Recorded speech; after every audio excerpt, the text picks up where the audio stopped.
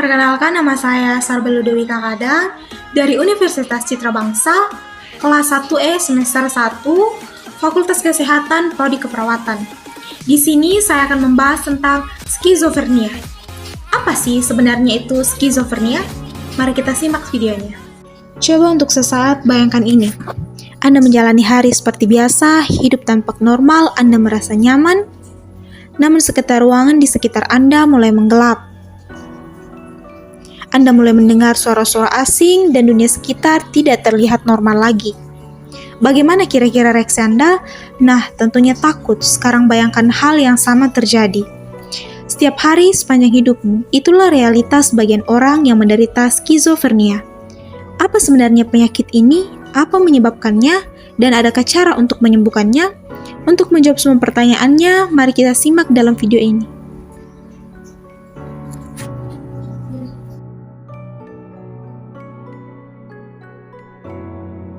Untuk banyak orang ketika mendengarkan istilah skizofrenia, mungkin mereka akan langsung membayangkan karakter fiksi seperti Joker yang bersifat jahat dan berbahaya bagi orang sekitar. Namun ini tidak menggambarkan skizofrenia secara menyeluruh, tidak akurat sama sekali. Setiap penderita dapat mengalami gejala yang berbeda-beda. Secara sederhana, gejala dapat dibagi menjadi 3, yaitu positif, negatif, dan kognitif. Positif, skizofrenia adalah terjadinya perubahan pada tingkah laku dan pikiran, berhalusinasi melihat, mendengar, atau bahkan mencicipi sesuatu yang sebenarnya tidak ada. Gejala negatif merupakan timbulnya sikap apatis terhadap lingkungan, merasa hampa dan tidak termotivasi melakukan apapun. Sementara itu, gejala kognitif lebih sulit dilihat, karena menimbulkan kesulitan dalam menjalankan kegiatan sehari-hari. Contohnya paling sering sulitnya berkonsentrasi. Seseorang dapat dikatakan menderita skizofrenia apabila dirinya mengalami gejala-gejala tersebut dan memiliki dampak signifikan terhadap kegiatan sehari-hari. Skizofrenia menyerang lebih 23 juta orang di dunia, sementara di Indonesia menderita mencapai 400.000 orang.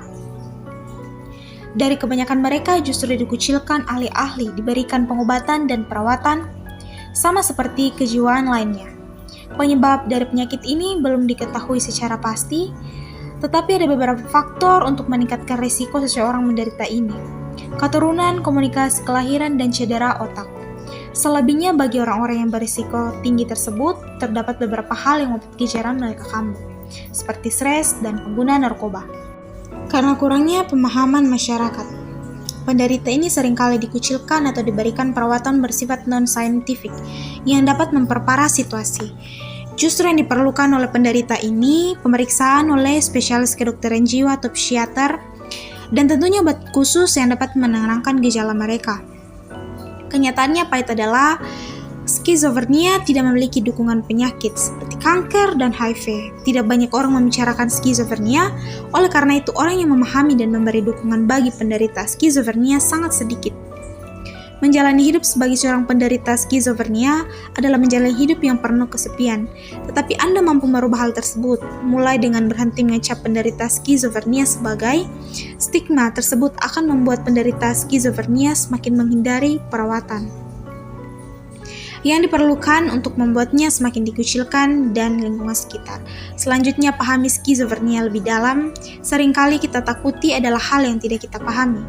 Hal yang terbukti begitu banyak penderita skizofrenia di Indonesia yang terlantar dan langsung dipasung. Semakin banyak orang yang memahami skizofrenia, semakin banyak pula penderita skizofrenia yang tertolong dan mendapatkan perawatan yang diperlukannya. Sekian dan terima kasih untuk video yang telah saya paparkan tadi. Jika ada kekurangannya, mohon maaf. Terima kasih.